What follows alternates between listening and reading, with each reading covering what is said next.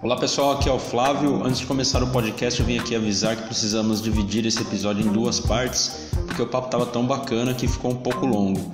Então nessa primeira parte falamos sobre transgênicos, bioética e biotecnologia, e na segunda parte falamos sobre pós-graduação no Brasil. Esperamos que vocês gostem do episódio como nós gostamos de fazê-lo.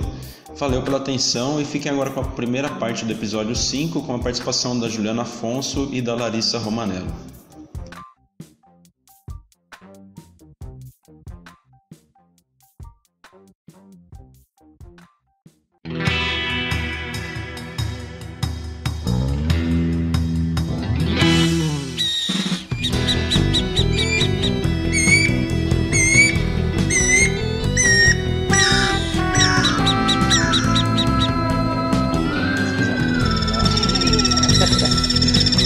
Saudações biologistas, sejam bem-vindos a mais um episódio do podcast do Biologismo. Chegamos ao podcast número 5. Confesso que estamos mais longe do que eu imaginava. Não, brincadeira, tá indo bem, bem. Vamos bem, velho, vamos bem. 5 é pouco ainda, muito pouco perto do que a gente quer. Casa cheia hoje, estamos com duas convidadas, e inclusive estúdio novo, né? Estúdio novo. Meu nome é Flávio, comigo os apresentadores de sempre. Eu sou o Aron. Eu sou o Luiz. E, como disse, estamos com duas convidadas hoje aqui. Daqui a pouquinho a gente vai apresentá-las. Aron, por favor, faça as honras novamente. Convide nossos amigos, ouvintes. Vocês não curtiram ainda a nossa página no Facebook e no Instagram, tá na hora de curtir, né? Que você tá ouvindo o quinto podcast e não curtiu o negócio, pelo amor de Deus, né, mano? Tem que começar a curtir as coisas, né? E qual que é o endereço? É tudo @biologismo.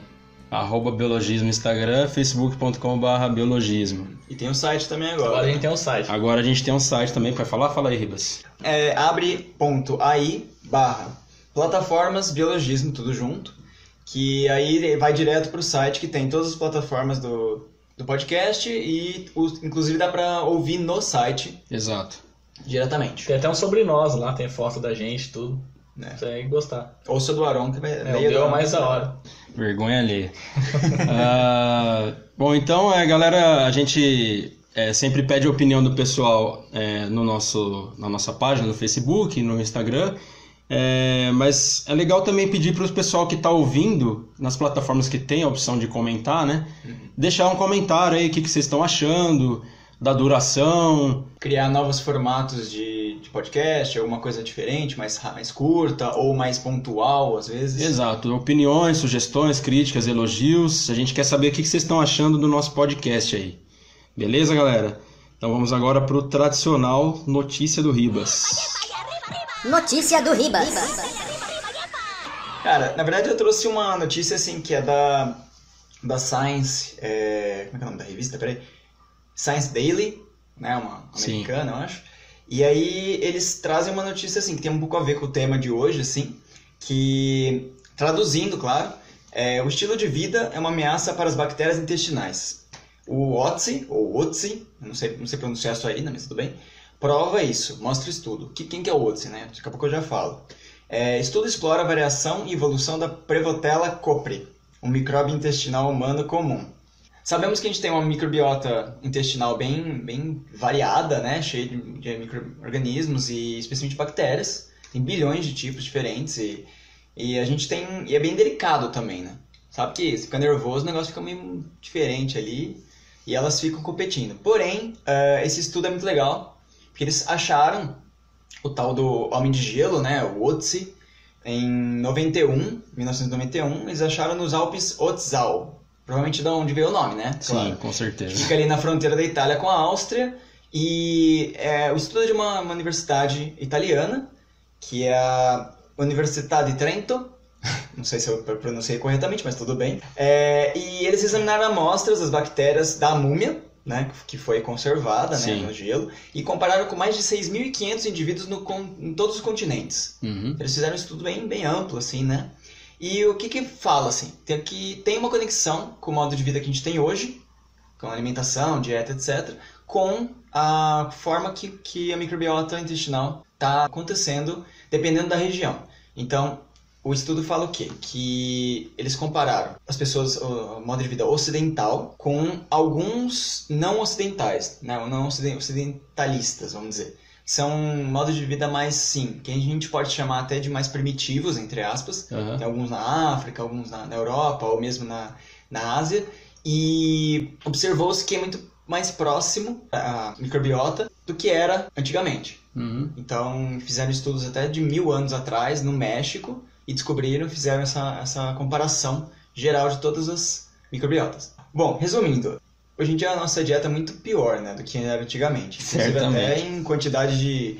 Os alimentos mesmo têm menos proteínas, mesmo fibras e coisas diferentes do que tinham antes. E pensando que a gente tem um modo de vida muito mais sedentário nas cidades e tudo mais, a forma com que a gente se alimenta, tem a questão de obesidade, uma dieta bem ruim, que tem problemas até autoimunes, né? Uhum. Isso gera todo um problema com a flora. E essa bactéria, né, que seria a Prevotella copre, eles estudaram ela, como é que foi feito? Fez um estudo em cima dela também e descobriu o quê? Que ela tem 4 clados na coisa evolutiva. A rede evolutiva. E os ocidentais, 3 deles são quase inexistentes nos ocidentais. E os 4 aparecem nos mais primitivos ou mesmo não ocidentalizados, vamos dizer, os hábitos. E isso atrapalha muito também até como que funciona. E essas bactérias são muito boas para a parte de fibras e proteínas muito mais complexas, para digerir e tudo mais. Então a gente está tendo problemas com isso por causa dos nossos hábitos. Então o que sai disso tudo é que, pelos estudos que eles fizeram bem amplamente no mundo inteiro, ainda comparando com outras múmias, entre aspas, mais antigamente, até fezes fossilizadas lá no México, descobriu-se que tem uma mudança muito grande. E isso não é por causa da evolução do ser humano, porque em 1000 anos não teve muita evolução né, do corpo humano em relação a isso, difícil. Mas teve uma evolução de hábitos, né? Uma mudança bem drástica de hábitos. Então, o que sai do estudo é que realmente foi comprovado que nossos hábitos atuais são muito ruins, até para a nossa própria microbiota intestinal e digestão e tudo mais.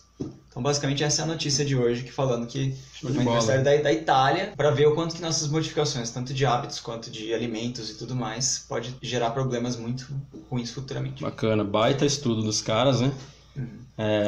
Tudo culpa do Ronald, isso daí. Também, eu acho que tudo aí tá ferrando com a galera. Legal, show de bola a notícia. Ribas, dá pra gerar bastante discussão aí também. Claro que a gente já tem uma noção que nossos hábitos atuais são uma porcaria, né? Tanto de sedentarismo quanto de alimentação, a gente se alimenta de um monte de porcaria. A gente que eu diga, né? A gente vai no supermercado que é 2 minutos a pé de carro, né, mano? Pois é, exatamente. Além disso, literalmente. tudo pronto, a gente já compra as coisas meio já preparadas, industrializadas, etc. E acha lindo, né? Mais fácil, né? A gente acaba o comodismo tomando ainda conta. não acha gostoso, né? E outra, você falou de fast food. Fast food todo mundo tem uma noção de que é ruim, é fast e tal. Mas você vai lá, pega aquela marmita, pega aquele negócio no restaurante e fala, tô comendo comida boa, caseira e tal. Você vai ver a quantidade de tempero sem noção que a galera taca ali pra dar um gostinho. Do sazon e do sal, né? Nossa, aquele vídeo lá, né? Pode dar mais um pouquinho de sal, né? Foi 3 copos de sal na comida. Não, sazon, o cara tá com um cubinho, 2 cubinhos de sazon no negócio ali e acha lindo, né? Bom, não sei vocês que estão cozinhando, mas eu tô tola. Tanta briga, né, velho? Das grandes navegações por causa de especiaria, os caras usando sazon, né, velho? Não, eu fico pensando, cara, é tão fácil não usar sal, né? Então. Cloreto de sódio. E simplesmente pôr sei lá, um oréganozinho, alguma coisa, já dá um puta de um gosto bom, sabe? Não, o cara quer usar o meu nhoque. Então. Plantem tempero em casa. Quer usar Ribas é um exemplo disso, plantem né? sal. Não pega. Olha, uma coisa eu falo, assim, eu não tô puxando isso aqui pro meu lado, mas já puxando. É muito bom você comer o seu, sei lá, tomate, tempero, etc, que você mesmo cultivou e totalmente zero de agrotóxico, né? Exatamente.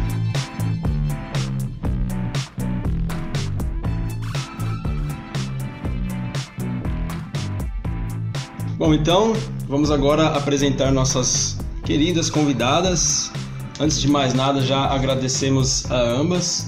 A Larissa por nos receber aqui, né, no nosso novo estúdio. Gostei porque é um silêncio aqui, né, melhor do que o estúdio que a gente usa lá, que é conhecido também como minha casa. Não tem entrega a cada 5 minutos. Não tem cachorro louco gritando, latindo que nem doido lá. Não vai fazendo pá. Não tem os vizinhos. Não tem os vizinhos Vizinho gritando. batendo no corredor. Enfim, muito obrigado a ambas por aceitarem o nosso convite. Vamos por ordem alfabética. Juliana Afonso. O Aron tava fazendo as confirmando contas, se o J vem antes do L.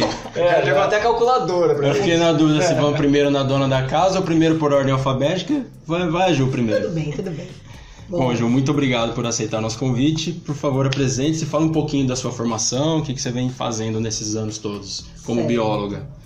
Muito obrigada pelo convite primeiro. Adorei a ideia de vocês de fazer esse tipo de podcast, que eu acho que toda iniciativa que deixa a ciência mais acessível é bem-vinda. Então isso é bem legal de vocês. Valeu. E eu sou bióloga, formada pela Unicep também, como todos os apresentadores aqui. Todo mundo da mesa? Todo mundo da mesa. Sou bichete de um dos apresentadores e veterana de 2. Então já conheço o pessoal faz um tempo. Fui professora de ciências no município de Tirapina. Aí eu tenho iniciação científica, mestrado e doutorado em Genética Evolutiva e Biologia Molecular pela Universidade Federal de São Carlos. E acabei de começar um pós-doc na Exalc, na área de Ciência Animal e Pastagens, em Piracicaba. Então, show de bola. Começando. Durante o mestrado e a iniciação científica, trabalhei com genética evolutiva de abelhas africanizadas, aquela preta e amarela que a gente vê por aí. Bacana. E a ideia era buscar a origem mitocondrial dessas abelhas, comparando com as espécies parentais africanas e europeias. Então era uma coisa um pouco diferente do que eu faço hoje. É pra ver a origem de onde que veio uma modificação, mutação ali. Isso, a origem materna, porque essas abelhas elas não são endêmicas do Brasil. Sim. Elas vieram para cá, as europeias junto com os colonizadores, e as africanas nos anos 50, o pessoal trouxe para cá para aumentar a produção de mel. Aí os híbridos fugiram, se espalharam. Fugiram entre aspas. Há teorias. Não, fugiram mesmo. Fugiram, né? Foi uma marcada lá, né? Mas foi uma fuga, né? Não deve ser muito fácil segurar uma abelha, né? Não foi uma soltura deliberada, né? Foi uma vacilada lá no laboratório. O estagiário tava um pouco nervosinho e fez um furo na grade, mas então, pode ser que não. Tem várias teorias. Há outras teorias. Há teorias. Eles ficam apagando o Brasil uns anos atrás, sempre culpa do estagiário. Então. Arrumem estágio remunerado, velho. Se quer ficar deixando o estagiário sem pagar, dá essas Boa. Aí o pessoal faz as coisas erradas e bota a culpa no estagiário. Ou quer pagar R$200 por mês no estagiário também, aí também acontece esses acidentes. R$300 você tá sendo bonzinho. Isso quando o estagiário recebe, né?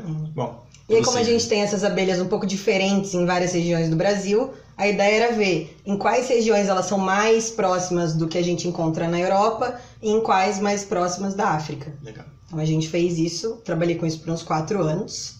E aí agora, no doutorado e no pós-doutorado, eu mudei de área. Então a ideia é melhorar o churrasco da galera. Tipo, o projeto é nesse lado. Então eu trabalho com genética evolutiva e biotecnologia em bovinos Nelore. Sim. Outra coisa, durante o mestrado eu trabalhava em laboratório, agora análise de dados no computador. Totalmente diferente. Aí a ideia agora é procurar genes e regiões regulatórias que tenham a ver com características de produção. Então, eficiência alimentar do animal, mais nutrientes encontrados na carne, coisas assim. Show de bola. Beleza, legal. Então, Ju, obrigado pela breve apresentação. Mesmo a breve já é o dobro do tempo do que se fosse eu falando o tempo normal da minha formação. Pois exatamente. Mas eu só de ver ela falando de genética já me arrepiou. Eu falei, meu Deus do céu, o que eu tô fazendo aqui nesse podcast? Eu já deve ter fingido uma virose. Né? Então, agora a nossa anfitriã de hoje, né? Porque vocês não sabem que a Larissa só convidou a gente pra gravar aqui hoje, que ela quer que a gente monte o armário do banheiro dela. Essa é verdade. Bom, além de ser nossa anfitriã, a Larissa, né, minha amiga e colega de classe, fez biologia junto comigo, tava atrás de mim no elefantinho no trote. Muito bom. No trote dos veteranos lá. Então, por favor, Larissa, apresente-se para quem está ouvindo, quem ainda não te conhece. Fala um pouquinho da sua formação também. Obrigada, Flávio. Primeiro eu gostaria de agradecer o convite de vocês, porque é um imenso prazer estar entre amigos, agradecer vocês toparem, né? Tá aqui em casa hoje, são super bem-vindos. Se quiserem deixar como estúdio oficial, fica o convite, já que é silencioso. Então, é muito bom recebê-los. Eu também quero parabenizar vocês pela iniciativa do podcast. Eu acho que qualquer iniciativa que trabalha hoje com difusão científica e que leva informação e conhecimento para as pessoas é extremamente válido. Vocês estão abrindo um espaço extremamente importante para a gente falar sobre ciência, democratizar o conhecimento, e vai na contramão do que a gente vê hoje, né, das pessoas acreditarem que dentro da universidade existe uma balbúrdia, as pessoas estão lá se drogando, e vocês dão espaço para a gente conversar sobre ciência, falar de projeto, falar de coisa séria, falar de avanço da ciência brasileira, que tem muita gente fazendo muita coisa séria. Então eu parabenizo vocês por isso, e eu acho uma honra ter sido convidada para participar com vocês, né, para conversar um pouquinho sobre isso hoje. E principalmente porque são meus amigos, né? E vendo essa iniciativa surgindo de vocês é extremamente gratificante. Eu sou bióloga, como todos da mesa também. Eu sou mestre em biotecnologia pela UFSCar, a Universidade Federal de São Carlos, e sou doutora pela USP de São Carlos, pelo Instituto de Física. Eu desenvolvi uma parte da minha pesquisa do doutorado na Inglaterra, em colaboração com o Centro de Pesquisa Oxford Protein Production Facility e o Diamond Light Source, que é um acelerador de partículas onde a gente fazia as nossas coletas de dados, e eu tive a oportunidade então de trabalhar com cristalografia de proteínas. É um nome um pouco complicado, mas é fácil da gente pensar que a gente queria basicamente conhecer a estrutura de uma proteína, ver como ela funcionava e tudo mais, para um possível planejamento racional de fármacos depois disso. Então eu trabalhei com organismos transgênicos para produzir essas proteínas, porque elas não eram de bactérias, elas eram do parasita Schistossoma mansoni, que é o causador da esquistossomose, e a gente produzia essas proteínas em outro organismo, que são bactérias. E essa era a proposta do projeto, né? Então conseguimos elucidar algumas proteínas dessa via metabólica, que pode ser utilizada então para planejar os fármacos contra a esquistossomose, que é uma doença negligenciada em todo o mundo. Sensacional. Tem nem roupa para estar diante desses currículos. Bom, depois dessa eu vou fazer os introduções vender na praia. Show de bola. Acho que é uma apresentação breve, sucinta, mas que dá uma boa ideia do gabarito das nossas convidadas de hoje, né? Vocês veem que a galera de peso aqui. Hoje, como todas as nossas convidadas também dos outros episódios, né? A Susan e a Ariane também, só estamos trazendo um time, uma equipe de peso aí, né? De um belo gabarito. É legal que é multidisciplinar, né? Cada uma numa área. A gente consegue discutir coisas bem variadas. A gente tem a sorte de ter amigos que têm esse currículo para contribuir com a gente, trocar uma ideia, compartilhar um pouco do conhecimento, né? Mulheres na ciência. Mulheres na ciência, exatamente. Só tem marmanja apresentando, mas até agora só teve mulher de convidada, né? Nada mais justo, com certeza. Então. Acho que a melhor parte do nosso currículo é o convívio, essa amizade, ver que vocês estão fazendo projetos tão legais e que a gente pode compartilhar isso, conversar sobre diferentes assuntos e estar junto. Show de bola, valeu pelas palavras e pelos elogios que vocês fizeram pra gente, né? Não somos dignos. Mas beleza. Bom, então galera, como vocês já devem ter visto aí no anúncio, no título do podcast, hoje a gente vai falar de diferentes temas. Um deles são os transgênicos, né? Assim como o último episódio também foi um pouquinho polêmico, né? Esse também tem um pouquinho de polêmica. A gente tá pegando gosto pelos assuntos polêmicos, né? Se liga pro próximo. O próximo vai dar o que falar, hein? O que? Terra plana, próximo?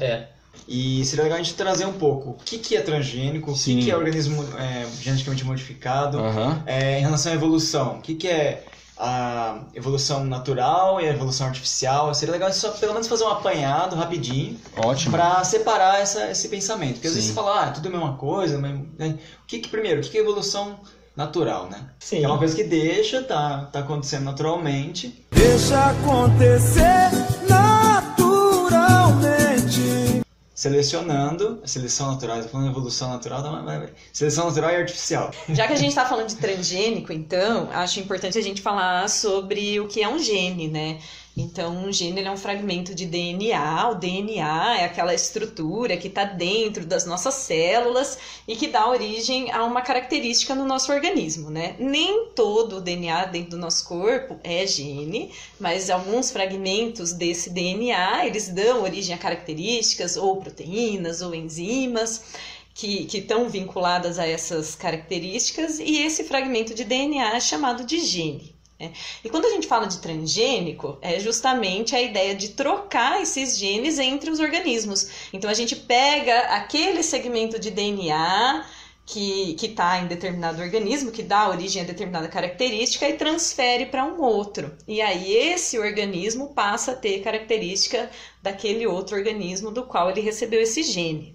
Para quem não lembra o que é o DNA, é aquela sequência de letrinhas que a gente vê no colégio, né? Então, A, T, C, G, e isso é comum a todos os organismos vivos. Por que dá para a gente transferir um gene de um organismo para outro? Porque essa sequência é a mesma, essa estrutura molecular é a mesma em todos os organismos. Mas por que a gente tem essa diferença tão grande de tantos organismos que a gente conhece ou ainda desconhece, né? Justamente pela sequência em que essas letras se arranjam, em que esses genes estão arranjados. Por isso que a gente expressa determinadas características que é diferente das plantas e tudo mais. Só que do ponto de vista molecular, é a mesma estrutura. Por isso que dá pra gente pegar de um e colocar no outro. É o famoso liga-desliga, né? Uma coisa que eu tava lendo hoje novamente para relembrar as partes dos transgênicos é que todo transgênico é um organismo geneticamente modificado. Sim. Mas nem todo organismo geneticamente modificado é um transgênico.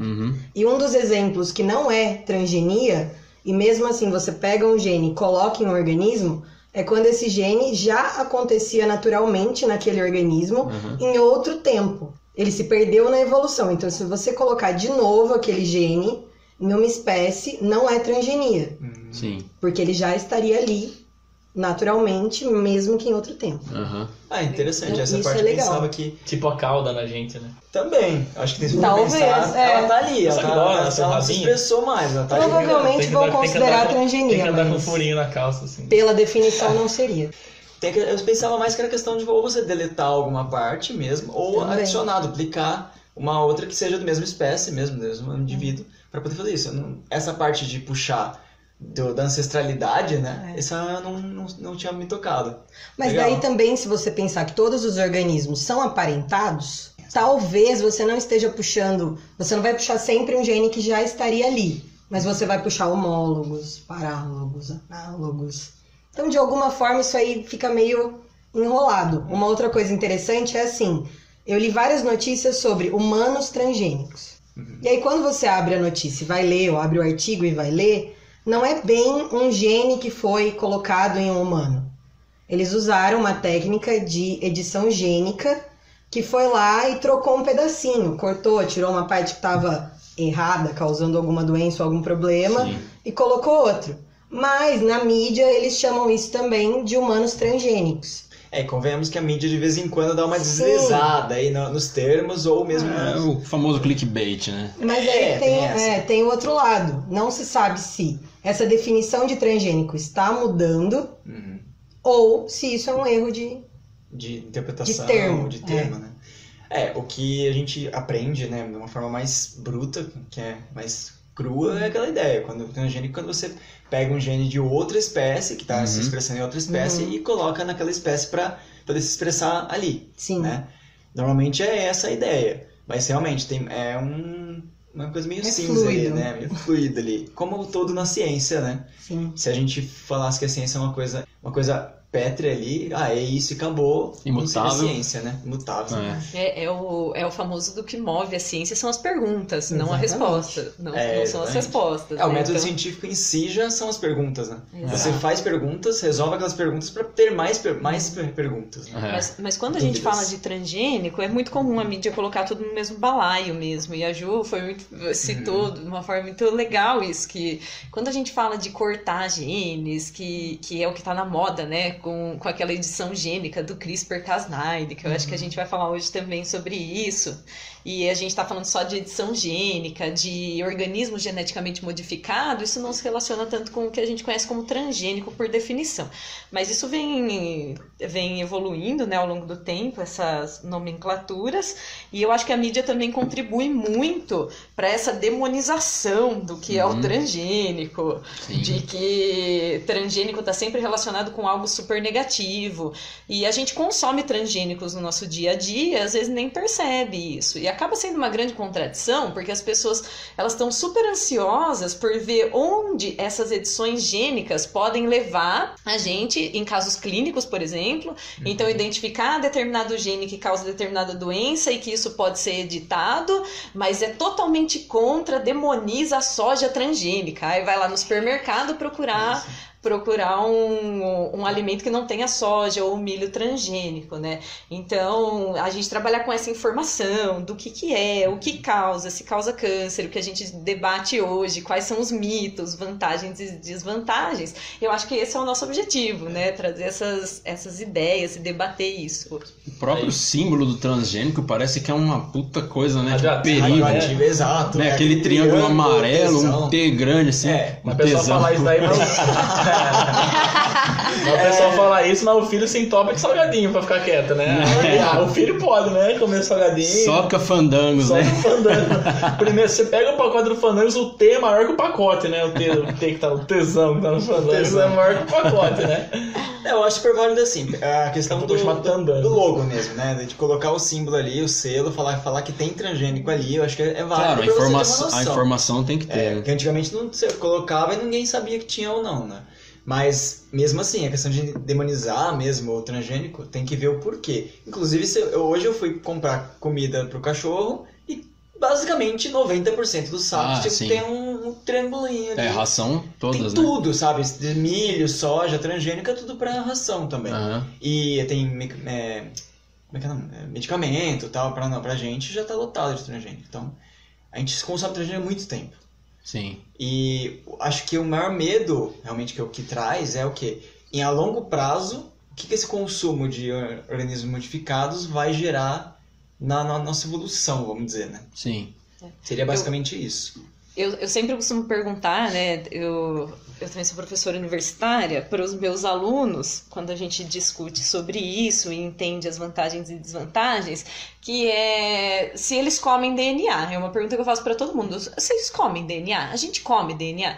Você come DNA, Flávio? Eu como. Come. E é gostoso? Não sei o gosto. Não sabe o gosto. Você come DNA?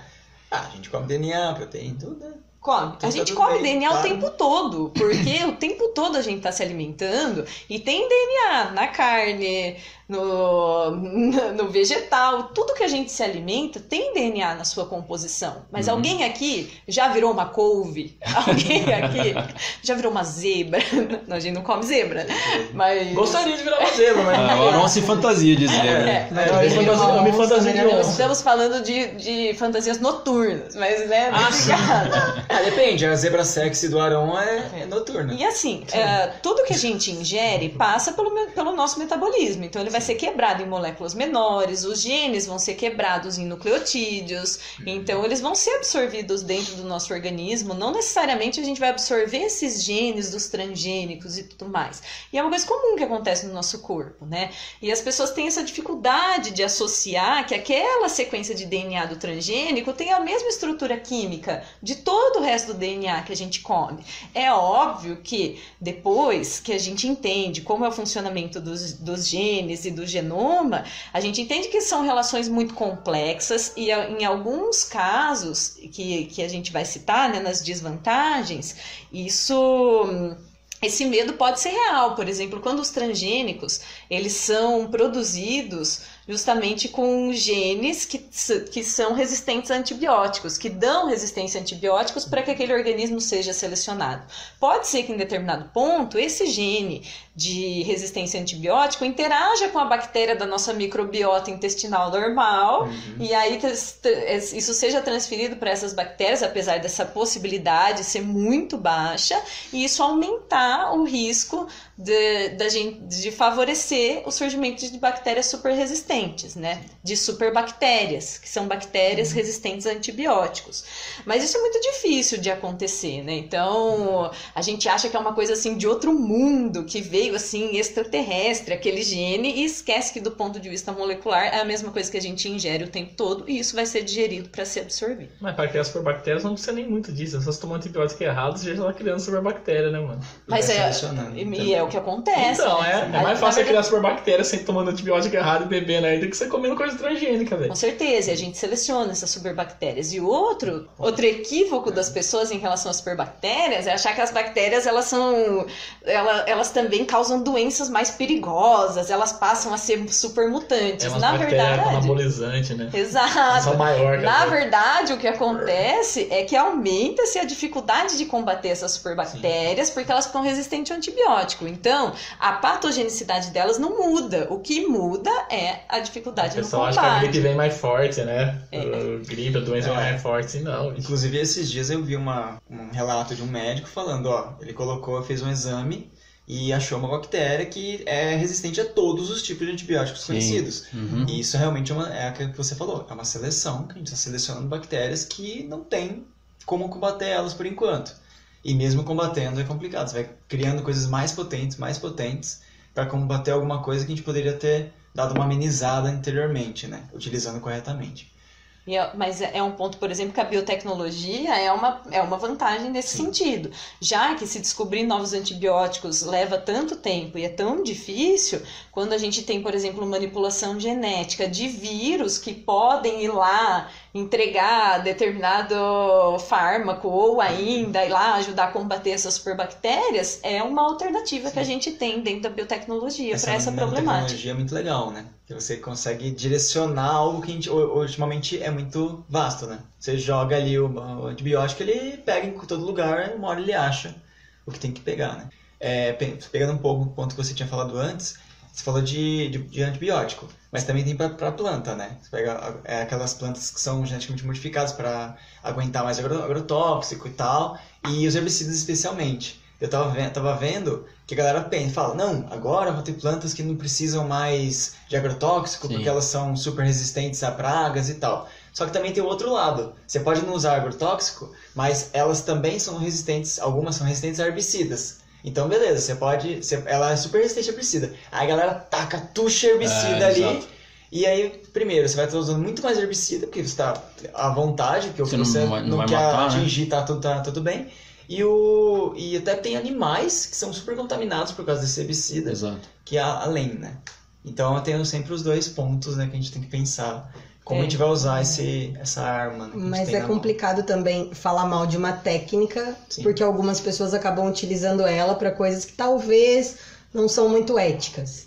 Que é no ponto da bioética. Sim. Mas a maioria das pessoas que fala, não, eu não como transgênico e tal, tem alguém na família que usa insulina, por exemplo, que vem de organismos modificados, organismos transgênicos. Então, é aquela coisa, eu não quero porque eu posso escolher se eu compro esse ou aquele. Mas se eu estiver morrendo de diabetes, eu aceito.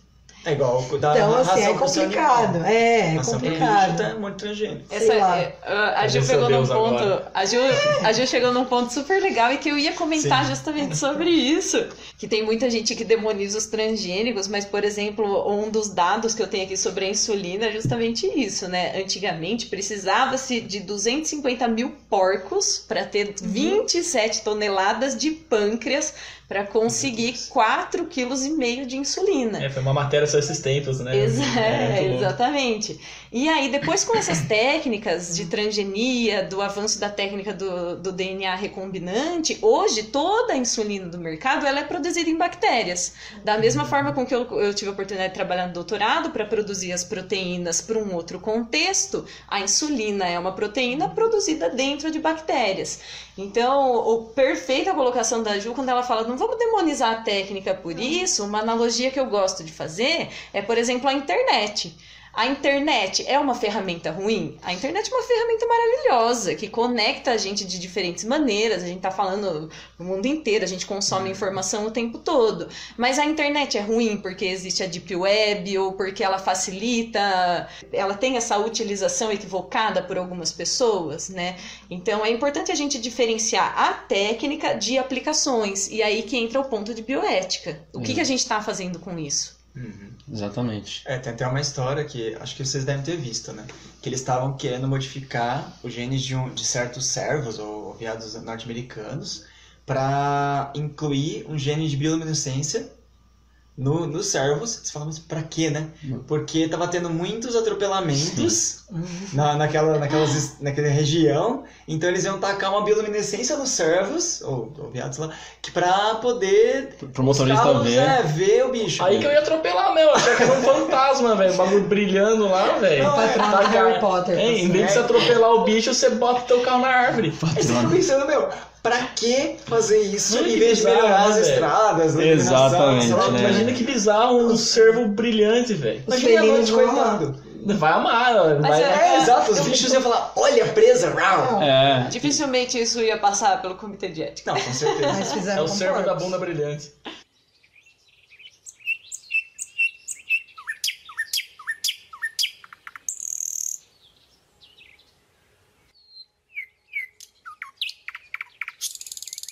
Bom, eu queria falar mais um pouquinho sobre os transgênicos, porque vocês comentaram da insulina e tal, mas a galera pensa muito na parte alimentícia, né, de transgênicos, e não é só isso, né, tem também uso em algodão, né, e recentemente, não tão recentemente, acho que é a notícia de uns 4, 5 anos atrás, que surgiu a fábrica de Aedes aegypti aqui no Brasil, né, o mosquito macho transgênico, né. Então o macho ele era criado com uma disfunção metabólica, né? E aí ele ia se reproduzir, ele ia acasalar com a fêmea, né? E aí ele transmitiria essa disfunção metabólica para a fêmea e a fêmea transmitia para a prole. E aí a prole nem chegava à fase adulta, ela já morria na fase larval. E aí essa empresa, essa fábrica, ela foi montada em algumas cidades do Brasil, de Piracicaba, Campinas, né? De Piracicaba parece que até já fechou já. Mas agora é a fábrica de Campinas que estava cumprindo a demanda de Piracicaba. Aí eu peguei uns dados que eu achei interessante lá, que essa fábrica de Piracicaba, antes de fechar, eles produziam 60 milhões de mosquitos por semana. É uma fábrica gringa que veio para o Brasil e tal, e eles tinham um contrato que precisava ser por 2 anos para dar conta de conseguir eliminar a maior parte dos animais ali, dos insetos. Ciclo, né? Do ciclo, exato. Porque a maioria está na fase, está em ovo ainda, né? Então é uma coisa muito interessante, mas honestamente eu não sei como é que está hoje em dia, parece que não estava indo muito para frente, né? Acho que a notícia era de 2015 que as fábricas vieram aqui para o Brasil, mas de qualquer forma é uma coisa muito interessante, né? Porque se isso resolvesse, a gente já matava 3 doenças perigosas aqui no Brasil que matam um monte de gente, que causam vários problemas, né? Dengue, chikungunya e o Zika, né? É que o Aedes aegypti tá muito empenhado em destruir a humanidade, né, mano? Empenhadíssimo. Ele tá muito empenhado, então tá passando na frente das... Não, antes era só dengue, agora são 3. Agora são 3. Não duvido que daqui a pouco vai passar o coronavírus também. Vai tomar posse, essa né, estratégia está sendo retomada por alguns países para o controle de malária. Do inseto, mesmo esquema. Mesmo esquema, de neutralizar os machos, assim, que eles fossem inférteis, né? Que os mosquitos fossem Malária inférteis e tudo mais. Não, mas é muito legal essa parte, realmente, Ia ser engraçado. de você pegar o comportamento de uma espécie, de um animal e tal, e... Mosquito palha. O palha, é verdade. E você conseguir aprender com ele e pegar realmente naquele ponto, que é mais importante, onde acontece o maior problema, para você atacar. Não atacar o bicho como um todo, né? Que todo mundo fala, o mosquito que é o problema. Não, na verdade, o problema né? O mosquito tá contaminado, bicho. Ele é o vetor só, Nem sabe? todos estão contaminados, Exato. ainda tem essa. Você não vai dizimar o bicho só porque ele é um vetor de doença, sabe? Aliás, se você mas acha que é o essa mosquito a culpa, vê o outro podcast nosso. Quem fala de espécies. Mas o primeiro, essa é né? uma estratégia para eliminar os vetores, né? Sim. Nesse caso. Nesse caso. tem uma outra trabalhar com estratégia. prevenção. Uma outra estratégia nesse caso que eu estava vendo, que tem alguns grupos de pesquisa tentando fazer com que o mosquito macho só consiga se reproduzir e produzir outros machos. As fêmeas não sobrevivem, os machos sobrevivem. Sim. Então aí você não acaba com a população inteira no começo. Você acaba com a espécie depois. Mas aí depois você acaba com a Sim, espécie. a longo prazo, mas seria... O ideal seria tornar o mosquito, assim, que ele combata o vírus dentro dele antes dele poder passar pra frente. Vírus mosquitos resistentes ao vírus. Aos vírus. Simplesmente ter algum anticorpo, alguma coisa que cata o vírus lá e mata tudo, né? Porém... porque não dá pra simplesmente acabar com a espécie, não. Por mais que você ache que não é importante, ele é importante, velho. Senão ele não existia, mano. Mosquito, se não tivesse mosquito no mundo, a gente estaria lascado também. Mas tudo bem. Mas é uma estratégia interessante, né? Porque é uma guerra que a gente tá perdendo faz tempo aí, né? Principalmente no Brasil, um monte de gente morrendo todo ano. Na nossa região aqui sempre tem muitos casos, né? Araraquara tava bem feio esses últimos dias aí. Mas tá chegando pau a pau agora, né? São Carlos tá igualando? Mas o que a gente vê mais nesse caso é a questão do hábito, do comportamento do ser humano em relação ao combate do mosquito. Do que, quantas vezes você não ouve, não, galera, vamos continuar lá virando pneu, sabe, não deixando uma aguinha e tal. É uma coisa super simples, que é a questão de manutenção, que você pode fazer uma vez a cada 2 dias, uma vez por semana até. Exato. E que ninguém faz, sabe? Fora que muita gente se nega a deixar o fiscal entrar em casa, né? Que tem medo do fiscal. Acha... Ok, é compreensível. Não, a maioria ter acha que é bandido. Também. Disfarçado de fiscal. Então, exato. Pior que tem uns caras que faz isso. Sim, exato. Então o medo é compreensível. Esses criadores de casa, assim, falar, né, a pessoa não cuida da casa ou não olha e tudo mais, proporcionalmente eles não são nem tão representativos. Não, é isso que eu ia falar, pessoal de casa, mas muitos lugares que acumulam você água. Acha que é o seu vaso de planta que vai fazer a população do mosquito. Exatamente. Não é o seu vaso de planta empoçado que vai... Lógico que contribui, né? A gente tem que dar a nossa contribuição, mas eu acho válido do ponto de vista epidemiológico, se a gente tem esses casos, assim, tratar, né? O vetor, trabalhar com o vetor e tudo mais. Tem uma questão de manutenção também da própria prefeitura, em terrenos baldios e até para poder identificar locais que tem surtos, tipo, onde está saindo para poder fazer muitos imóveis abandonados também, algumas fábricas, uns galpões, uma telha quebrada, começa a acumular água lá. Mas eu acho que tudo difícil. Que a gente debater de exemplo de transgênico, a gente vai cair que todos esses pontos têm vantagem e desvantagem, porque a gente sempre vai estar olhando a vantagem desses processos para a gente, para o ser humano. Por que a gente trabalha com transgênico, né? Por que as pessoas produzem insulina? Pra gente, para as pessoas que precisam de insulina. Por que a gente vai trabalhar ou vai formar, né, mosquitos transgênicos? Para evitar a propagação de uma doença que atinge a gente. Com certeza. Então, tudo que a gente vê como vantagem, que hoje eu também encaro como vantagem, até do ponto de vista alimentício que o Flávio citou, poxa, qual que é a vantagem da gente ter alimentos transgênicos hoje? Por que a gente tem soja transgênica, que foi um dos primeiros alimentos que ficaram super populares? Porque a gente sabe que a produção de grãos hoje é uma das principais alternativas que a gente tem para minimizar a fome no mundo. E a gente sabe que muita gente passa fome no mundo. Então, o transgênico, ele pode atuar nesse sentido, de ter alimentos mais resistentes, que a gente evite a utilização de muitos herbicidas ou de muitos inseticidas, ou que seja mais resistente à praga e que ajude nesse contexto também, que seja utilizado nesse contexto. Só que qual que é a principal desvantagem? Até que ponto é ético a gente manipular todos esses organismos por uma finalidade que é só para o ser humano. Para uma espécie. Para uma espécie. É ético a gente modificar o gene dessas espécies? Com certeza.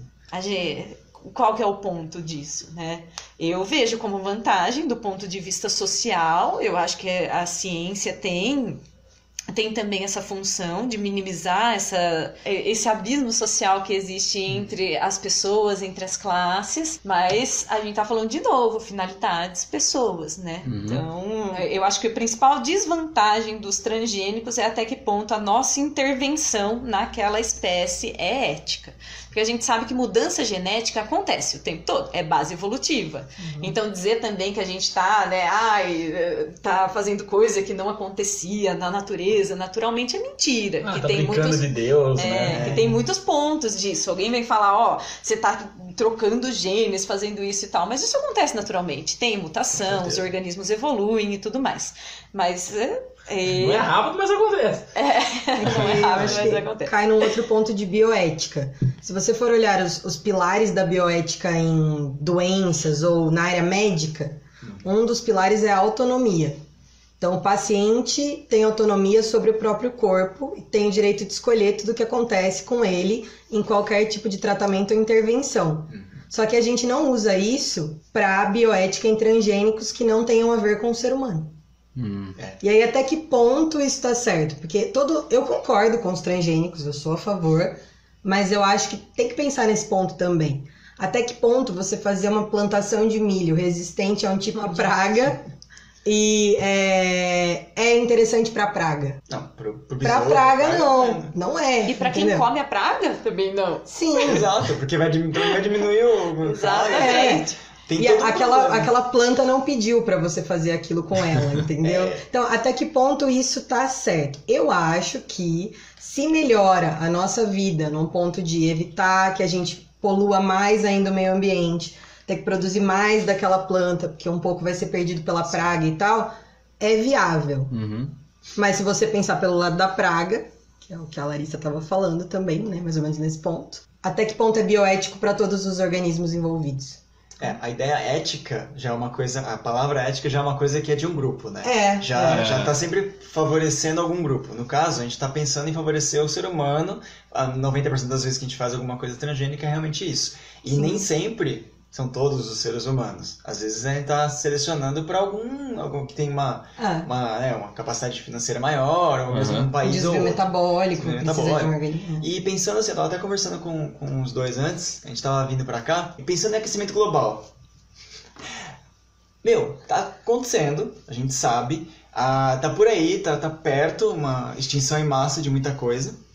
E aí, os transgênicos, eles seriam bons, entre aspas, vamos colocar um bons assim, para quê? Pra gente poder fazer organismos mais resistentes a essas mudanças climáticas, esses problemas, para poder ter comida, poder ter produções e cultivos, etc., para o futuro. Para o ser humano continuar sobrevivendo. Mas para manutenção da espécie, nesse caso também. Manutenção da espécie, mas você está modificando a espécie também para manutenção. O quanto isso é ético para espécie também? Porque a gente está causando também bastante do aquecimento global.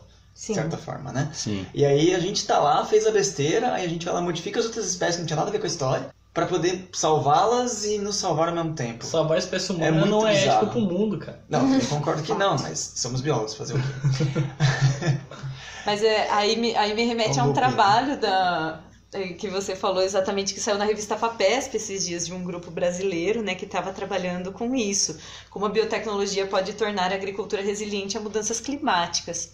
E aí esse trabalho, né, explica essa intervenção, principalmente nas culturas de milho, como eles ficaram mais tolerantes a não perder tanta água e tudo mais, né? E nesse ponto. Mas, de novo, né, todas as vantagens que a gente vai discutir do ponto de vista... Mas uma vantagem ambiental também, que a Ju estava falando, super interessante, né, que eu me lembrei, que é o caso de a gente modificar organismos para trabalhar para atuarem, por exemplo, em recuperação de ambientes degradados, que é o caso de biorremediação. Então, de repente, você tem contaminação daquele ambiente por determinado... Um contaminante, alguma coisa, né? Exato. Ou até mesmo uma poluição que possa ocorrer e modificar aquele ambiente também. E aí você tem um grupo de enzimas que são produzidos em bactérias, ou até mesmo aquela bactéria geneticamente modificada que vai lá e vai consumir aquele contaminante e recuperar essa área degradada, né, por exemplo. E é o contexto de biorremediação. Até inclusive a questão do conter o lixo que a gente gera, né? Tem aquelas bactérias, por exemplo, que foram descobertas que comem, sei lá, plástico ou comem isopor, né, de uma velocidade muito rápida, ou bactérias, ou até mesmo vermes, né? Também fazem isso e se eles estavam pegando realmente esses genes, né, para poder transportar para bactérias ou para organismos mais facilmente, né? Distribuídos, né? Vamos dizer, ou mesmo replicáveis, para poder lidar com o lixo do mundo que a gente gera, especialmente o plástico ou lixos mais difíceis, né? Eu trabalhei no grupo de pesquisa também, no doutorado, eles tinham a ideia de produzir um coquetel enzimático para a produção de etanol de segunda geração. Então, aquelas enzimas que quebrassem celulose do bagaço da cana, e aí ela ia ser quebrada em moléculas menores, que são fermentadas para produzir etanol de segunda geração. Também são transgênicos, organismos geneticamente modificados, e tem essa vantagem, né, do que a gente está produzindo, de tecnologias mais limpas e tudo mais. Só complementando o que a Larissa tinha falado, talvez não complementando tanto assim, mas muita gente pensa que porque a gente tem a técnica dos transgênicos, da edição genética e tal, que todo cientista só pensa nisso. Então ele vê um problema e ele vai querer resolver com isso. Mas primeiro ele busca na natureza, na espécie de interesse, se tem uma variação já existente que pode ser selecionada. E aí cai na seleção artificial, que não tem nada a ver com isso, apesar de muita gente confundir. A seleção artificial é feita desde os tempos bíblicos. Então, eles encontram uma variação natural e selecionam aquele animal, que é uma das coisas que a gente faz muito na minha área. A gente procura variações dentro dos animais que sejam interessantes. Então, é muito mais difícil para o cientista pensar em tudo isso que a gente discutiu hoje. Então, e muito mais caro. Sim. E dá mais tempo. Exatamente. Pode ter aí muitos erros também, né, ao longo do tempo. Exatamente. Então, toda pesquisa que trabalha com isso, que é séria, só chegou nesse ponto porque esgotou as outras possibilidades. Então, não é uma coisa assim, nossa, cientista maluco, a gente pode fazer isso, vamos sair cortando DNA por aí, botando gene nos outros lugares. Então, acho que é importante falar disso também. Ótimo, também achei muito importante, bem legal você tocar nesse Você não entendeu da ponto. seleção artificial, mano, você faz seleção artificial procurando seu namorado, velho. Fato. Também. Você fala, ó, aquele lá eu acho mais bonitinho, aquele lá, isso aí é seleção artificial, velho. Você tá selecionando uma pessoa. Nem todo mundo faz isso, hein, Aron? Tem pessoas que não tem. Mas se você não tiver filho, depois não adianta. Mas tem pessoas que não tem filtro também, né? Né? Mas não vem ao caso. Mas as pessoas normalmente fazem seleção artificial pra procriar, velho. Sim, lógico. ele vai pegando certas características que ele gosta mais, que a pessoa gosta mais, e vai selecionando nos outros. Mas de qualquer forma, assim, se você for bem pensar, milho, o gado, galinha, etc. Tudo que a gente tem hoje, quase tudo não, mas a maioria das coisas que a gente tem hoje, né? O milho não era assim. Se você for ver a quantidade de variação de milho colorido e um monte de coisa legal que tem por aí, não é nunca aquele amarelinho, cheio. Você vê o milho selvagem, velho, o bagulho parece... Não tem nem milho, é um trocinho desse tamanho. Assim, realmente, a seleção ela foi muito boa para isso, e a gente tem que pensar que tem sempre o ponto negativo e positivo, né? A questão da galinha, que a gente vai selecionando ela e ela vai ficando mais rapidamente, tipo, ela cresce mais rápido, amadurece mais rápido, ou bota ovo, muito mais ovo, isso é bom para nós. Agora, pra galinha lá, inclusive tem estudos que falam do capacidade cognitiva, ou até a inteligência da galinha de diminuir pra caramba, porque ela cresce muito rápido, né, o frango, né, cresce muito rápido, e ele fica tipo aquele frango do frangolino lá, bobão, sabe? Tem um bom documentário disso, aquele Super Size Me, saiu o 2. Saiu 2? Bacana. E o 2 é sobre isso. Eu não assisti inteiro, na verdade, mas é o mesmo cara do 1, e ele fala que ele quer criar uma rede de fast food de frango frito que seja totalmente sincera com os consumidores. Então ele vai para dentro dessa indústria e vai mostrando todos os pontos. Então chega no ponto antes do abate, muitos frangos morrem de ataque cardíaco, porque eles têm muito peito e coxa, as perninhas quebram, então assim, pra gente é bom, porque você tem mais peito e coxa. Mas e pro frango? É uma produção. Legal, não sabia que tinha saído. Saiu 2, tá na Netflix, inclusive, a propaganda. Que bacana. Tchau, gente. Entrando nessa parte de pontos positivos e negativos, que o Flávio vai comentar, eu achei algumas, num videozinho que a gente tava vendo sobre os organismos geneticamente modificados, não necessariamente os transgênicos, mas achei uns 4 exemplos legais. Um são arroz, uma variação de arroz que tem mais nutrientes, que inclusive a gente pode estar falando da vitamina A e tal, que nem necessariamente precisa ser perfeito, mas tem. Outro que é uma espécie de banana, que é também uma vacina contra a hepatite B, provavelmente para algumas regiões, é muito legal. Um abacaxi, que tem coisas que combatem o câncer, né? Tem algumas variações com base no câncer, acho que pode ser bacana. Deve ser algum tipo de câncer, provavelmente não todo câncer, senão seria muito estranho. E um trigo, uma variação de trigo que gera menos alergia. Provavelmente não é um trigo sem glúten, vamos dizer. Um trigo sem glúten. Não sei se isso é verídico, mas deve ser alguma coisa parecida. Né? Um trigo com menos glúten ou que não gere uma alergia muito forte. Legal. Então, um dos grandes problemas do mundo é celíaco, né? É, exato. A gente tem muito glúten em tudo. Contaminação por glúten em é muito tudo, grande. cara, em tudo. Então a gente separou aqui uma tabelinha com pontos positivos e negativos. Aí eu quero saber da Ju e da Larissa se procede esses pontos positivos e negativos. Então vamos lá, vou primeiro pelos pontos positivos. Vou ler todos de uma vez, tá bom? Redução dos custos de produção, menos despesas com agrotóxicos e adubos, produção de alimentos ricos em proteínas e vitaminas, produção de alimentos pobres em gordura trans, produção de alimentos contendo vacinas, produção de espécies resistentes a secas e geadas e erradicação da fome no mundo. E aí? Procede tudo isso? Tem um pouco de exagero? Eu teria problemas com o 2 e o último, talvez. Porque menos despesas com agrotóxicos depende do que você modificou. Tem um tipo de soja que é chamado de Roundup Easy, Roundup Ready, um negócio assim. Então ele tá pronto para receber o agrotóxico e não ser afetado por ele. Sim. Então não é uma menor despesa com agrotóxico. Uhum. Você só não vai ter perda de produção. A eficiência é maior só.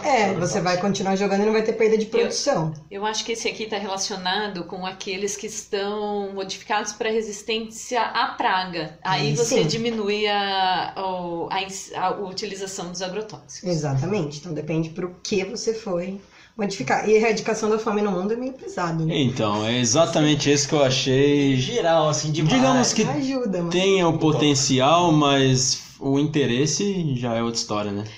Eu acho que da erradicação da fome no mundo está relacionado com a tecnologia. Então, essa tecnologia tem potencial para. Nós já temos produção de alimento hoje no mundo para erradicar a fome no mundo, certeza. obviamente. Sim. Mas o que a gente precisa trabalhar é com distribuição, né? Então, eu acho que esse está relacionado com isso. Então, eu concordo se ele está relacionado com a tecnologia, com ele Aí também. procede. Como você falou, o grande problema é a questão de distribuição e comportamento do ser humano com ele mesmo também, né? Sim, é feito para vender e não para matar a fome da galera, né? Mais algum ponto? Vocês querem falar dos pontos positivos?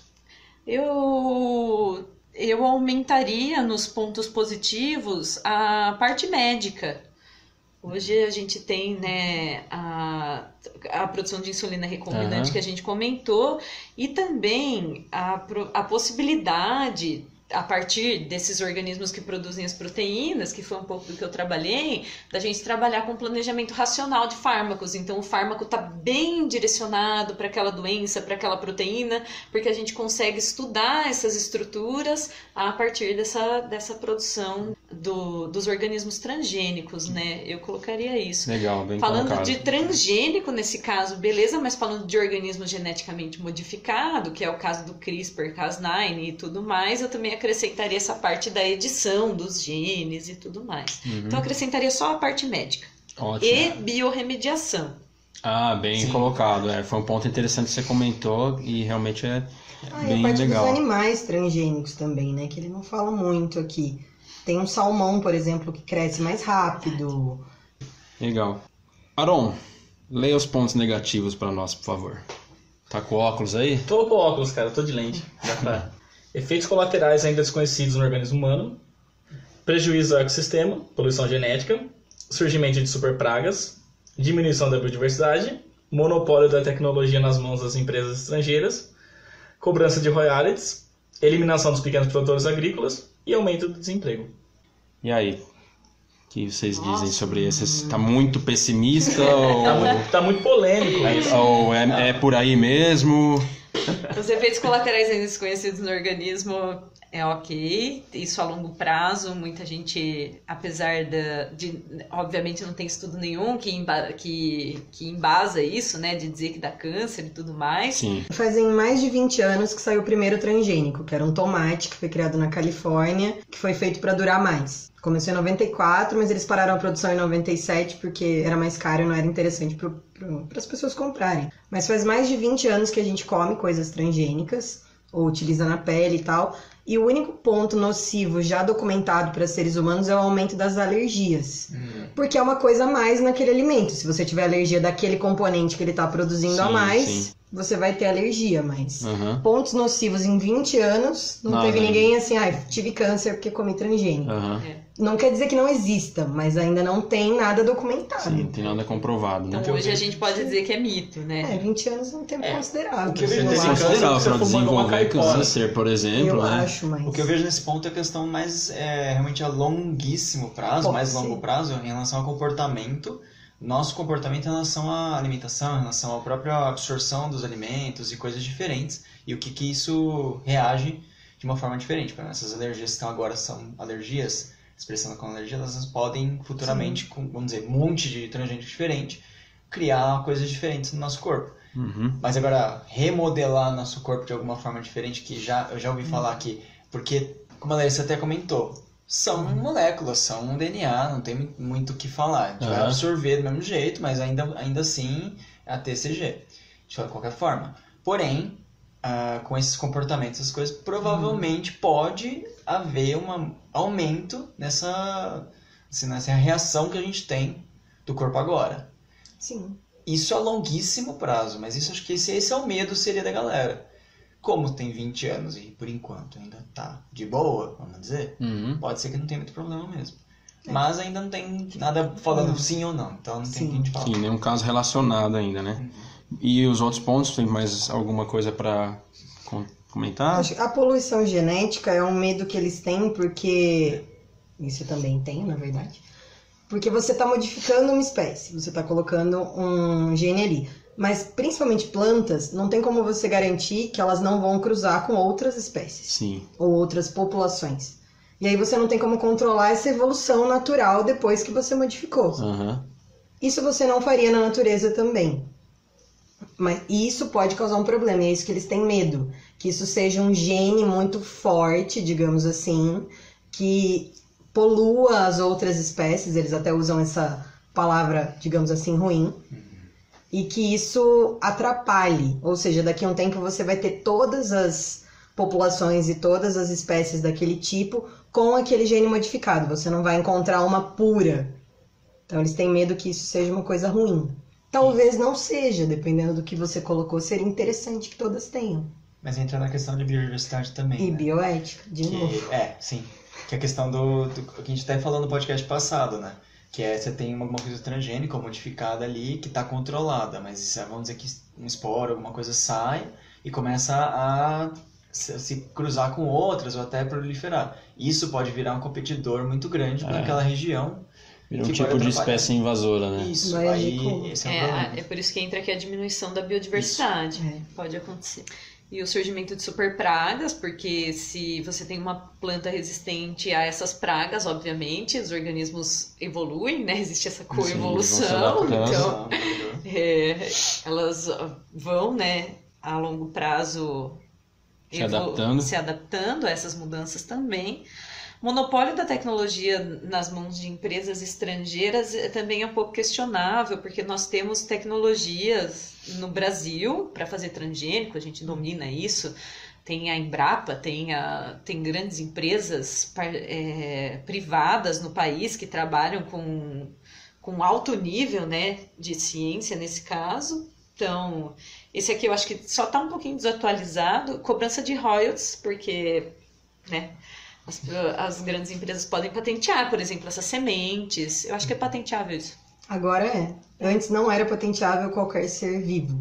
Agora pode, desde que ele tenha sido modificado. Exatamente. O que é esquisito. Porque até que lembrando aí, E aí tem, né, a eliminação dos pequenos produtores agrícolas. Eu também acho esse um pouco desatualizado, porque o Ribas comentou no começo, que eu acho que isso vai muito da mudança de pensamento das pessoas, do que elas estão buscando se alimentar e da onde vem o alimento e tudo mais. Então eu vejo uma ascensão dos pequenos produtores hoje na produção de alimentos orgânicos. As pessoas estão optando pelos orgânicos. Sim, verdade. Por causa do agrotóxico, um pouco por causa de desinformação dos transgênicos, então, ou até mesmo, né, por não querer se alimentar de transgênicos. Mas eu acho que essa ascensão vai acontecer, né? Eu tive a oportunidade de trabalhar com pequenos produtores, principalmente em assentamentos. São 33 assentamentos na região onde eu trabalhei, na Operação Rondon, e eles comentam sobre essa ascensão dos produtores, dos pequenos produtores, porque hoje você também precisa de certificação, assim como o rótulo vem o transgênico, vem os pequenos produtores que são certificados como orgânico, tá lá o selo e tudo mais, né? Então tem um custo associado a isso e tal. E aumento do desemprego, esse eu acho exagerado. Eu acho que as profissões elas estão se reformulando, se moldando, né, atualmente, e os transgênicos só trazem essa nova estratégia, né, de trabalhar em outros contextos. Eu não vejo aumento do desemprego seria o quê? Não, eu acho que isso tem a ver com todas as... Eu acho que está relacionado à eliminação dos pequenos produtores agrícolas, talvez? Poderia ser isso, mas eu vejo que o desemprego tem uma tendência no mundo inteiro em relação à tecnologia, né? A tecnologia aumenta, tira um monte de emprego, ou alguns empregos até são eliminados, né, a importância deles, porém as pessoas se adaptam, as pessoas vão atrás, não é todo mundo, claro, mas a ideia do ser humano é se adaptar, tanto que a gente vê uma adaptação muito grande com as novas tecnologias e as pessoas criando novos empregos e novas áreas. Em relação até a parte de produção de planta, vamos dizer, tem tecnologias que fazem produções dentro de prédios, sem precisar de terra, sabe, um mínimo de terra, mínimo de água, mínimo de luz, e estão ali... do solar nem tem, é só a luz UV, e produzem bastante, uns bichos, tipo uns cultivos super bonitos, super bons, sem transgênicos, sem nada, sem agrotóxicos, sem nada. E aí? Isso vai tirar o emprego de todo mundo que trabalha na roça? Não é bem assim. Poderia ser uma alternativa para a fome do mundo, vamos dizer. É que também eu acho que tem um lado que as pessoas às vezes confundem, achando que o alimento transgênico, por exemplo, uma planta, se ele é resistente a pragas, você não precisa cuidar. Você vai plantar e vai deixar lá. Como se fosse assim. E não é bem assim. Você vai precisar das pessoas que cuidavam antes. Elas só não vão precisar colocar agrotóxico. Ou talvez não tanto. Mas elas vão precisar manejar aquilo. É a mesma coisa que acontece em reservas florestais. Não é só fechar a área e deixar.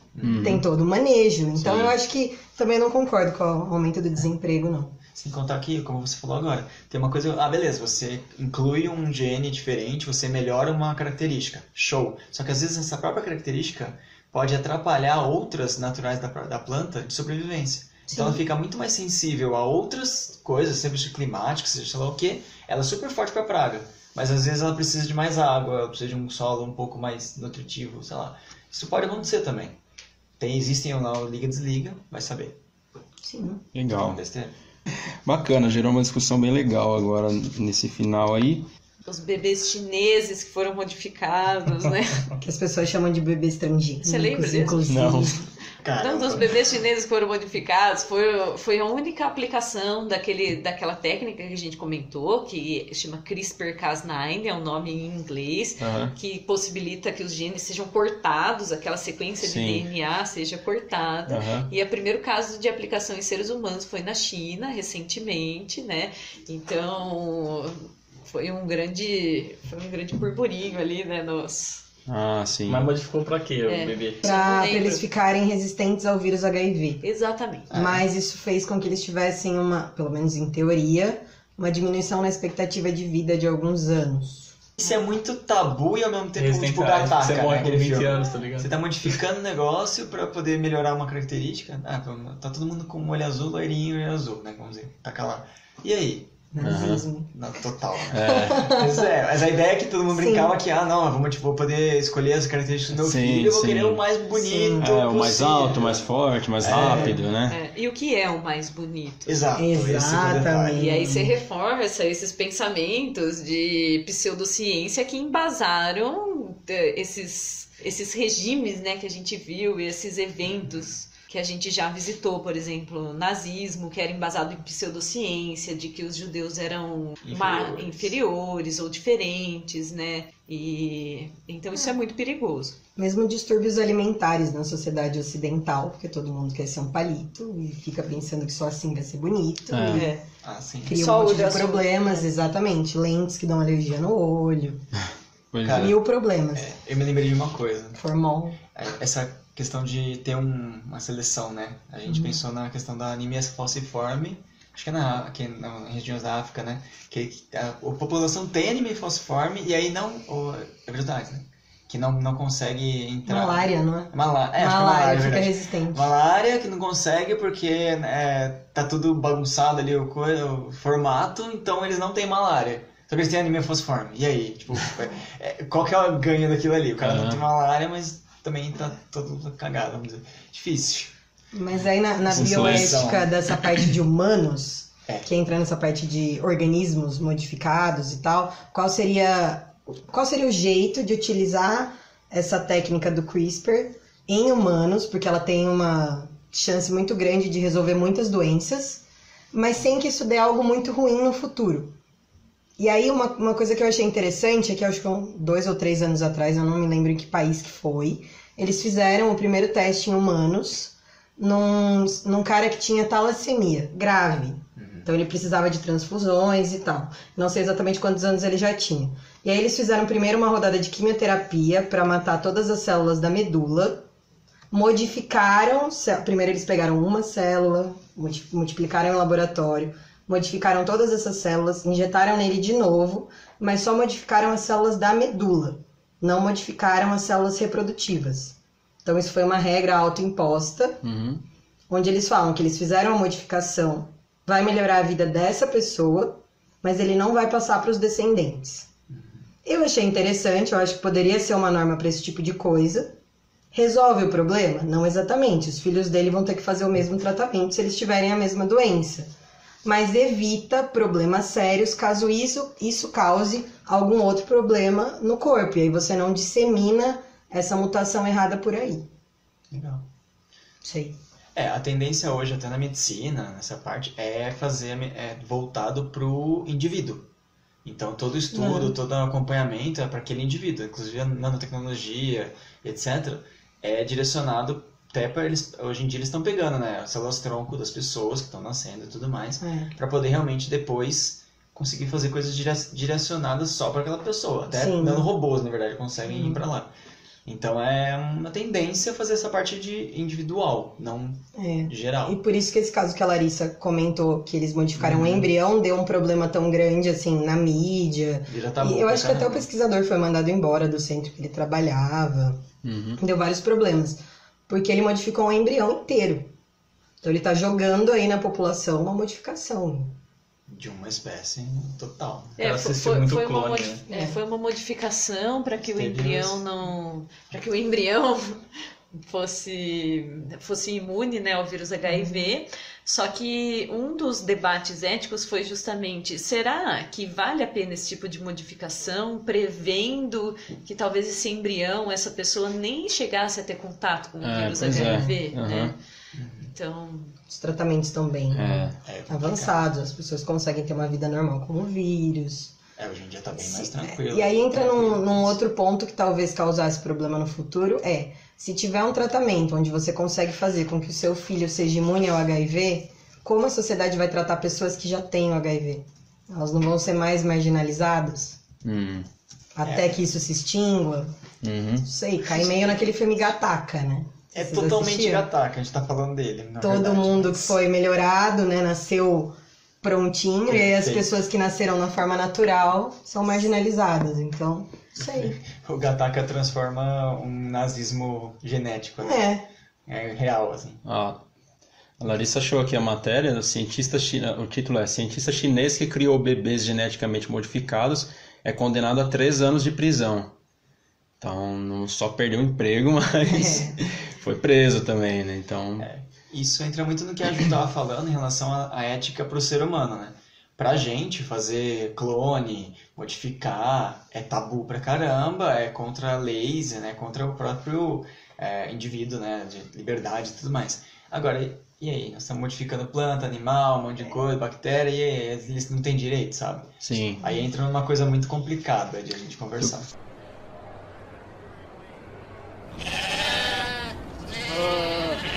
Bom, o Ribas falou então de alguns animais, de plantas, de clonagem, então eu quero, mais por curiosidade, mencionar a Dolly, né? Porque foi quando começou toda essa conversa de clonagem e tal, né? E é uma coisa que a nossa geração ouve desde sempre, né? Quer dizer, ela foi clonada em 1996, né? Então já faz 24 anos que ela foi clonada e morreu em 2003. Então já faz um tempão que a Dolly passou, mas ainda é um nome, um animal que está sempre sendo mencionado, uma referência quando vem esses assuntos de clonagem. E aí que eu achei na internet também, após a Dolly, e aí é muito pouco comentado, até porque não é mais novidade, né? Igual o negócio do homem à lua, né? O mais falado é o primeiro, né? Os outros, beleza, já foram lá mesmo. Essa primeira expedição a Marte, nossa, todo mundo vai falar. Depois que tiver depois vai virar... ok, legal. Foram depois do cara lá? Sim, né? Foram algumas vezes. Aí é o seguinte, outros animais foram clonados. Não tem foto. Não tem foto. Outros animais foram clonados depois da Dolly. Os animais são uma gata. Essa gata é interessante que ela não nasceu igual à mãe, não é igualzinha assim. Ela tem padrões de manchas diferentes e tal. Então é um clone fake. Mas é um clone, enfim. Um veado, uma mula e... o Arão foi clonado. Me clonaram. Você roubou minha piada, mas perfeito. Não queria falar. Ele nasceu com o cabelo. Não queria falar, mas eu tenho um clone mais novo, tipo da novela. Chama Léo também. Você é original, Arão? Eu sou original. Mas qual? Que morreu no acidente aéreo o outro? Qual original que morreu no Os acidente clones eram 3. Eram gêmeos, e aí um morreu, e aí morreu, o cara né? É clonou verdade. Galera noveleira aí, nem lembro dessa novela. Melhor novela da Globo, cara. Adorava, né? Aí 2 macacos foram clonados também. E eu separei o nome de um aqui porque eu achei engraçado. Foi 4, né? 2 macacos. Não. Viu 4. Não, porra. Tiraram 2 clones de um macaco. E um deles chamava Hua Hua. Era chinês. Mas é igualzinho a gente escreve a risada, assim, H-U-A, H-U-A. Parecia que tinha uma risada no meio do texto. Né? O brasileiro roubou certeza que o brasileiro pegou pra usar pegou a risada do nome do macaco. Um cão, porcos, agora eu não lembro, eram fêmeas na verdade, se foram 4 ou 5. E aí, com esses clones de porcos, foi interessante que teve um avanço nos estudos de transplante de órgãos com os porcos. E um camelo, que aí esse camelo ele entra mais ou menos na área de estudo da Ju, porque ele foi feito para uma pesquisa de melhoramento genético de animais de corrida e leiteiros. Então tinha um interesse financeiro aí, né? Não era só a parte da pesquisa e tal, né? Já estava entrando no outro ponto de clonar. E esse inclusive acho que é o mais recente, se eu não me engano. Esse é um exemplo que não só de processos biotecnológicos, como é o caso da clonagem, que não necessariamente eles foram modificados, né, tiveram a sequência genética modificada, mas esse tem processo biotecnológico e é um OGM, né, um organismo geneticamente modificado. Sim. Do gato é interessante porque era uma fêmea. E aí as fêmeas que são malhadas, elas têm mescla, né, de genes do pai e da mãe. Uhum. E no caso do clone, o DNA mitocondrial do clone vem do óvulo que foi utilizado na clonagem. Uhum. Então, se o clone foi da mesma mãe ou de uma fêmea do mesmo lado da espécie do organismo clonado, não dá diferença. Mas se eles utilizaram um clone de uma linhagem materna, um óvulo de uma linhagem materna diferente, o DNA mitocondrial do clone não é igual ao do original. Então Certo. pode dar diferença. Ah, Mas eu tenho uma Tem pergunta essa. em off, Ju. Eles não transferem todo o material?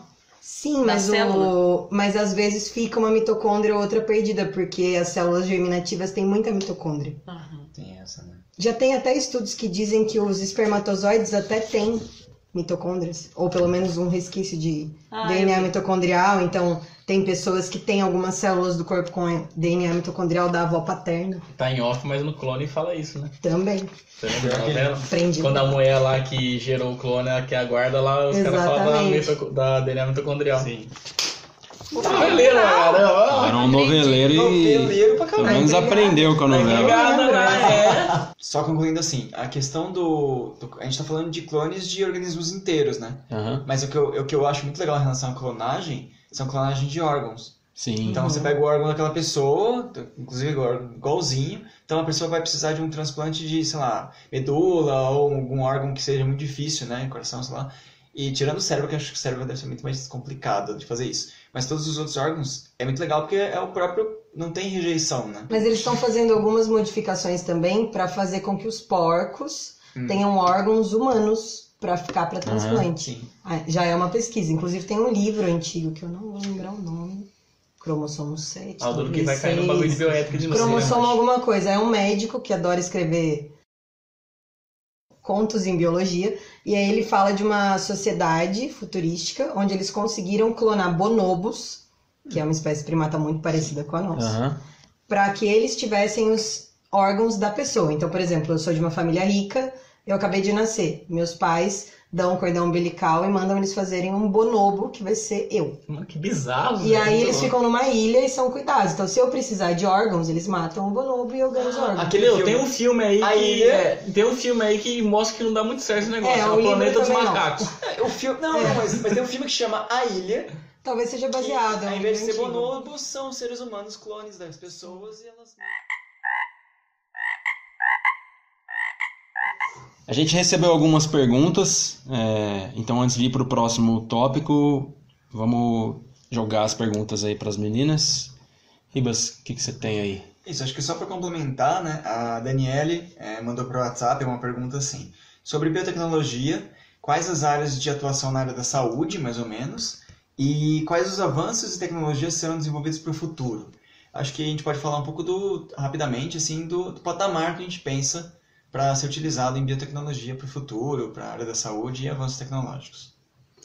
Eu acho que a gente acabou respondendo essa pergunta ao longo da discussão, né?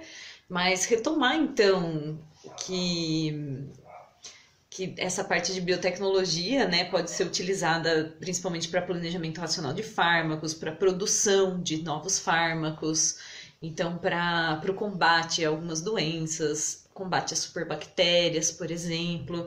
E eu acho que o que mais está em vista agora, né, que está sendo bem estudado. Então, para o futuro, eu acho que o que mais está em vista hoje, né, nos grupos de pesquisa é a parte de edição gênica e de edição gênica desses genes que são causadores de algumas patologias. Então, o que está relacionado à terapia gênica. Então, dessa técnica que a gente citou, do CRISPR, né, e dessas aplicações. Acho que é bem isso mesmo. A gente já tinha explicado bastante durante o podcast, é mais para focar um pouco na pergunta aqui. Legal. Então tá legal. Concordo. Bom, prosseguindo, então tem mais uma pergunta, que essa é do Rogério Bernardo, também enviou num grupo lá de biólogos, né? Ele falou assim: eu acho que a maior dúvida é sobre a ligação entre transgênicos e a saúde. Quais pesquisas indicam os seus benefícios e prejuízos ao ser humano? Eu acho que os benefícios a gente citou, então, de melhorar a produção dos alimentos, que esses alimentos sejam, então, mais ricos em proteínas, vitaminas e resistentes a agrotóxicos e tudo mais. E eu consideraria como mito essas falácias, né, de que transgênico causa câncer, mas sim, pode resultar, como a Ju muito bem colocou, né, algumas alergias no organismo, porque você vai estar em contato com genes ou com características que não eram naturais daquele organismo, e agora isso pode, né, causar alguma alergia no corpo. As pesquisas indicam atualmente esse tipo de situação. Nenhuma corrobora com o fato de transgênico causar câncer.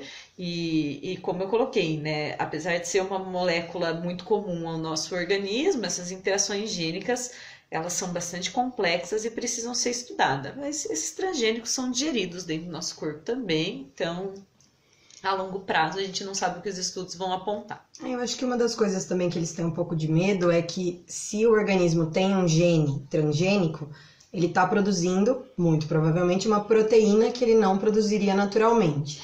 Então o medo é que essa proteína faça mal para a saúde. Mas essa proteína já era produzida em um outro organismo, que na maioria das vezes o ser humano já tinha contato. Então não é uma proteína tóxica. Nenhum cientista faria isso. Sim, nada extraterrestre também. Não. E de novo, essa proteína. Entre aspas. E de novo, essa proteína vai ser digerida dentro do nosso organismo, assim como todas as proteínas que a gente se alimenta, né? Então a gente não absorve proteína inteira. Então você que está tomando colágeno, não, acredite, não vai funcionar. Tudo é feito placebo, tá? O seu colágeno está sendo quebrado em aminoácidos, a gente não está absorvendo proteínas inteiras. E obviamente isso acontece com os transgênicos também, elas são quebradas. Beleza. Olha, acabou com a graça. Acabou com a indústria do colágeno. Acabou com a indústria do colágeno. Mas é que a maioria das pessoas que toma colágeno faz musculação. E aí a sua pele fica mais durinha e você acha que é o colágeno. Exatamente. Nossa. Olha, tá bem. Mas na verdade você tá fazendo um exercício, então.